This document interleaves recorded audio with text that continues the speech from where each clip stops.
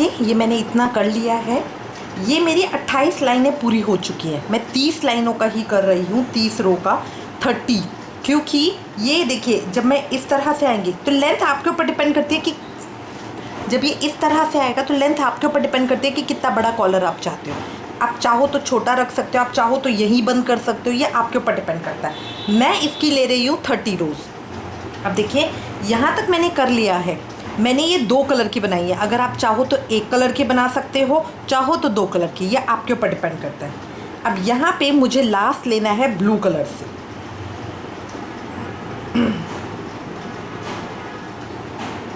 धागों को मैं इस तरह से जॉइन कर लूँगी।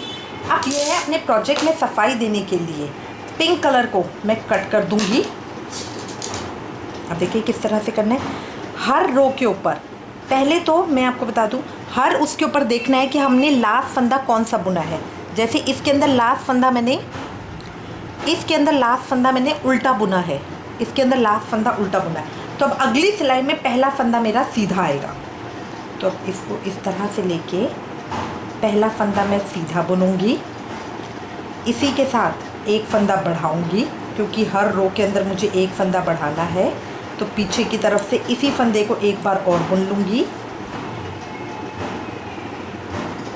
ये देखिए एक ही फंदे को 2 बार बुन लिया। अब इसको बाहर निकाल दूँगी।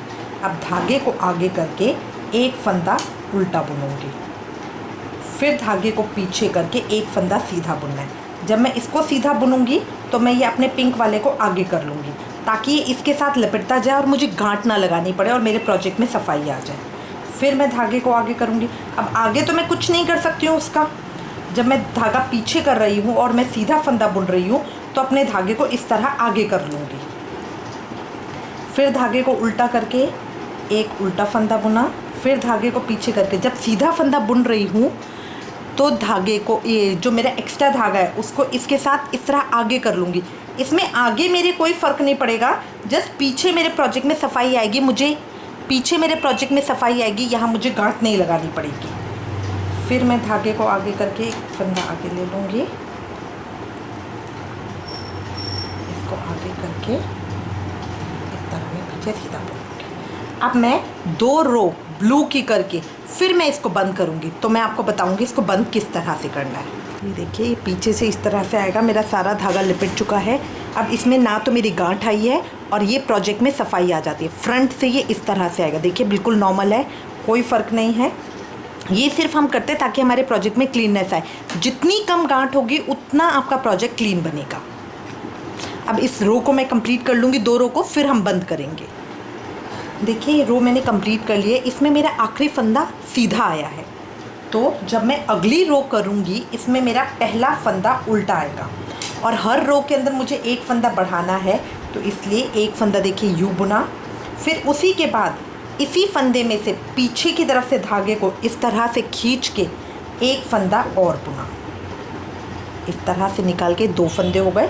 तो उल्टे में भी हम 2 फंदे ही बुनेंगे। फिर धागे को सीधा करेंगे और ये फंदा सीधा बुनेंगे। फिर धागे को आगे करके अगला फंदा उल्टा बुनेंगे। इस तरह करके ये हमारी रो भी कंप्लीट हो जाएगी। अगली रो के अंदर हम अपने फंदों को बंद करेंगे। वो मैंने कंप्लीट कर लिया है, मेरा पूरा हो गया। अब मुझे बंद करना है।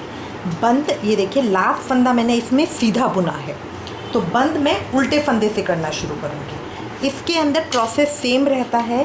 पहले एक फंदा बुनेंगे, धागा पलटेंगे, फिर एक फंदा सीधा बुना, पीछे वाले फंदे को आगे वाले फंदे के ऊपर से निकाल दें, फिर धागा आगे पलटेंगे, एक फंदा उल्टा बना। अब पीछे वाले फंदे को आगे वाले फंदे के ऊपर से निकाल देंगे, फिर धागा पलटेंगे, एक फंदा सीधा बुना, पीछे वाले फंदे को आगे वाले फंदे के ऊपर से निकाल देंगे। धागा पलटने से पहले हम अपना फंदा निकालेंगे, उसके बाद हम धागा पलटेंगे और इसको हम एक सीधा और एक उल्टा कर कर ही बुनेंगे। तो इससे बड़ी अच्छी किनारी आती है। देखिए किनारी बहुत अच्छी आती है। देखिए इस तरह से किनारी आती जाएगी और हम एक एक अपना फंदा बंद करेंगे। सेम वे में एक फंदा सीधा बुनेंगे, एक फंदा उल्टा बुनेंगे और पीछे वाले फंदे को आगे वाले फंदे के ऊपर से निकालते जाएंगे। इस तरह करके हम अपने सारे फंदों को बंद कर लेंगे। ये देखिए मेरा फिनिश हो गया है, ये मैंने सारे बंद कर लिए। अब मैं इसको खींच लूँगी, अपने धागे को कट कर लूँगी।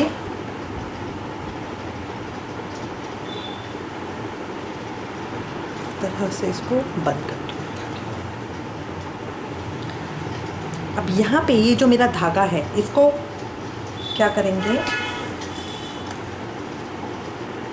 सुई में डालकर पीछे की साइड, देखिए जो ये फ्रंट है ये तो आगे आएगा, पीछे की साइड इस तरह इसके बीच में से निकाल दीजिए, एक एक स्टिच के बीच में से निकाल दीजिए इस तरह से, तो ये फ्रंट में नहीं दिखेगा।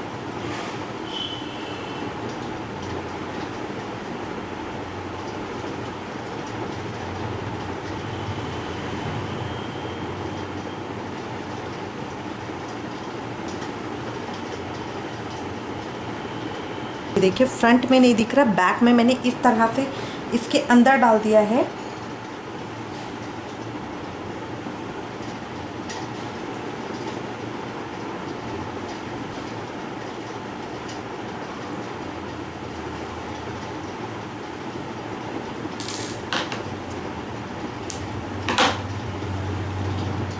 यहाँ से क्लीन आ गया मेरा, यहाँ से क्लीन आ गया मेरा, यहाँ स्टार्टिंग में इस तरह से आएगा।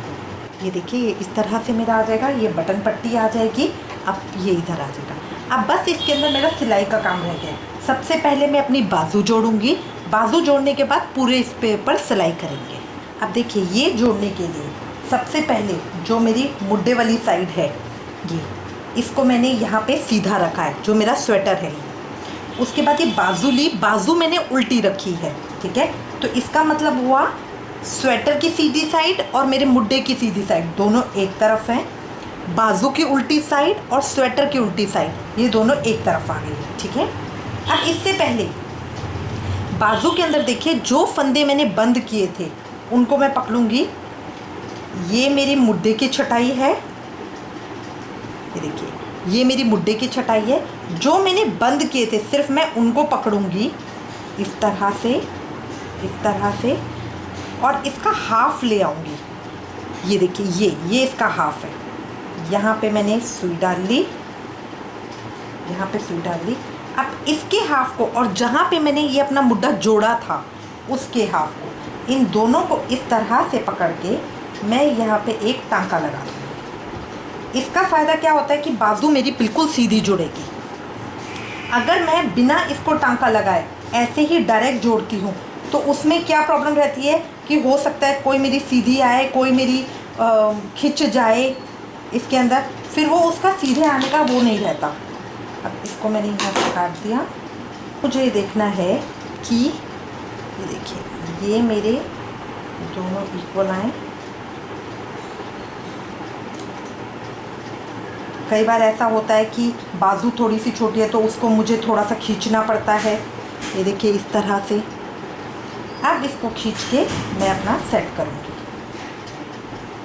तो जहाँ से अब मेरी छटाई शुरू हुई है,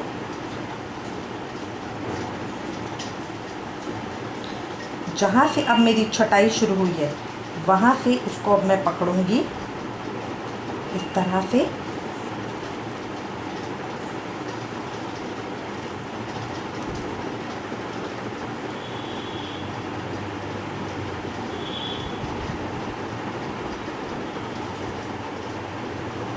इसको मैंने यहाँ पे गांठ लगा दी। जो ऊन की गांठ होती है वो बहुत जल्दी खुल जाती है, तो इसलिए हमें ध्यान रखना होता है। अब इसको पकड़ के इस तरह एक एक करके अब मैं सिलाई लगाऊंगी। ये गांठ को मैं इसी के अंदर कर रही हूँ, इसलिए मैं इसके ऊपर से निकालूंगी धागे को।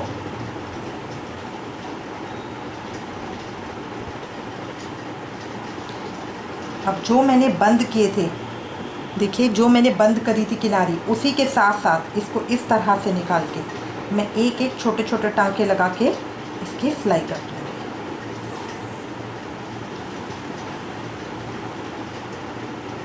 आगे की तरफ से सुई को डालें, पीछे की तरफ से सुई को निकालें।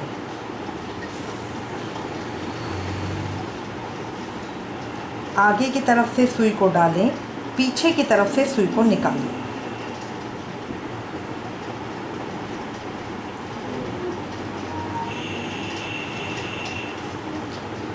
आगे की तरफ से सुई को डालें, पीछे की तरफ से सुई को निकालें।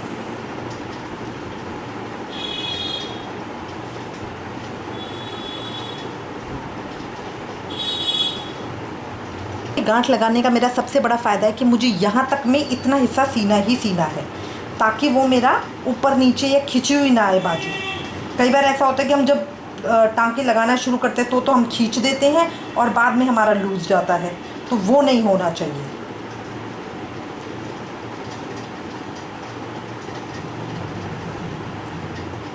अब इस तरह छोटे छोटे टांके लगा के इस पूरी बाजू को हम सी लेंगे। बाजू पूरी सिल गई है। अब इसके बाद मैं बाजू को उल्टी तरफ से इस तरह से पकड़कर यहाँ मोरी पे से सीना शुरू करूँगी। ये पूरी मोरी सीते हुए यहाँ स्वेटर के पास से आते हुए पूरा स्वेटर की एक सिलाई यहाँ आखिरी बॉर्डर तक लगा लूँगी। दोनों हिस्सों को जोड़ के इस तरह से, इन दोनों हिस्सों को जोड़ के इस तरह से, और ये बाजू की, तो ये पूरी सीधी एक सिलाई लग जाएगी। अब सीधी मैं एक सिलाई लगाऊंगी और पूरा मेरा स्वेटर तैयार हो जाएगा। ये सिलाई लगने के बाद अब मैंने जहाँ अपनी बटन पट्टी के ऊपर काज किए थे, जो काज मैंने कर रखे हैं यहाँ पे, उनके ऊपर मैं अब कोई भी अपना फैंसी बटन लगा लूँगी ताकि ये मेरा कंप्लीट हो जाए। सिलाई करने के बाद अब बटन पट्टी के ऊपर या तो देखिए इस तरह का कुछ, इस तरह के स्टोन्स में लगा दूँगी, या इस तरह का कोई भी स्टोन लगा के बटन पट्टी के ऊपर जो मैंने काज बनाए हैं उनके लिए ये लग जाएंगे, और उसके बाद मेरा स्वेटर कंप्लीट हो जाएगा। देखिए फाइनल सिलाई करके ये इस तरह का आ गया। ये बटन पट्टी के ऊपर मैंने बटन भी लगा लिए हैं इस तरह से, कंधों की, मुड्ढों की, सारी तरफ की सिलाई हो गई है। ये मेरा फाइनल लुक आया है। कॉलर देखिए डबल शेड के अंदर अच्छा लग रहा है इस तरह का। ये इस तरह का मेरा आ गया है। ब्रीफ करने के लिए इसका रिटर्न पैटर्न मैं एक बार बता देती हूँ आपको। ये मेरा फुल स्लीव का कॉलर नेक स्वेटर है। इसको मैंने 80 फंदों से शुरू किया है। ये 2 से 3 साल के बेबी के लिए है।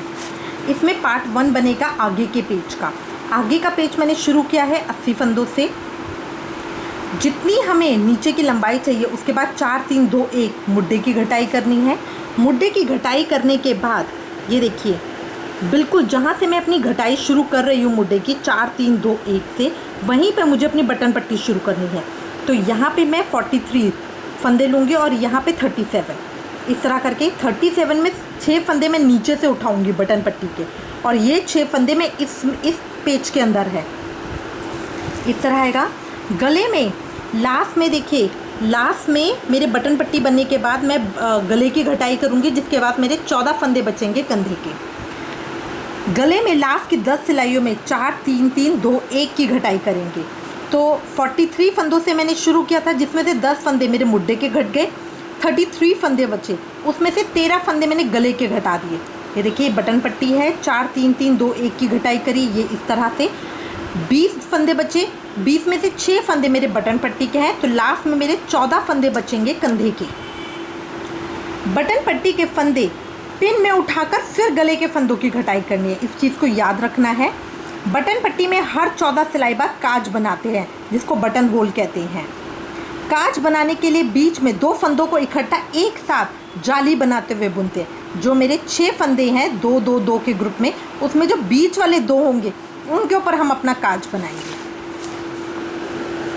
पार्ट 2 है पीछे का पेज, जिसके अंदर मैं 80 फंदों से शुरू कर रही हूँ। 4 3 2 1 मुड्ढे की घटाई करनी है दोनों तरफ से। ये मेरा है, इसमें मैंने 80 से शुरू किया, बॉडी बना ली, उसके बाद 4 3 2 1 की घटाई दोनों तरफ से करी। लास्ट में मेरे 60 फंदे बच जाएंगे।